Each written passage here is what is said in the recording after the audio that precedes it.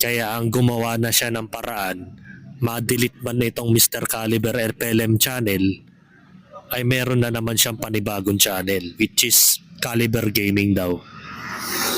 So gamer ka na pala, FLM. Kailan ka pa naging, sa bagay, literal naman siyang gamer, mga kaplastik. Literal siyang sugarol sa isang sikat na hotel na kung saan ay ginagamit siya ng mga sindikato para magsugal. At ang pinansusugal niya, unfortunately, nakakalungkot man pan sa pandinig ng mga OFW, ay ang mga pinaghirapan yung pera.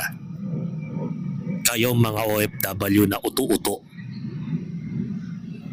Yung pera na pinanlipad mo sa taong ito ay napunta lamang sa pangsugal. So tuloy natin.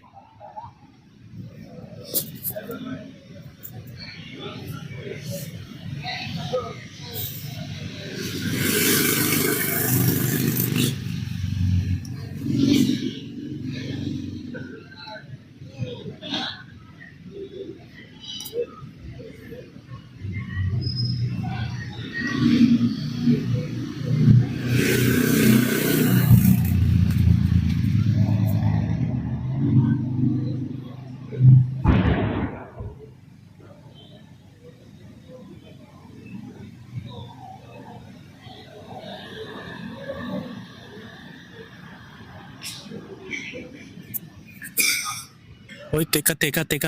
Tama ba narinig ko, mga kaplastik? Narinig nyo ba ang narinig ko?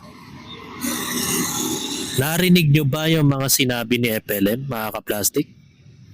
Ulitin nga natin. Baka nagkamali lang ako ng pandinig.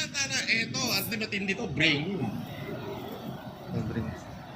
May dala ka bang monitor? Bakit naman po hahanapan mo ng kondom yung estudyante? Magpapapuwit ka ba, Norman? Magpapatumbong ka ba, Norman Mangusin?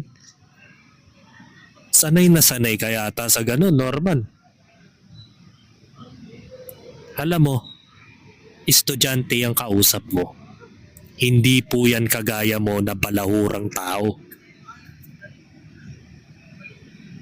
Para mo na rin pinamumukha mo na kagaya mo rin siya. Nasa laulang nila lang. Bakit mo naman tinatanong kung bakit may dala siyang kondom? Para puwitan ka?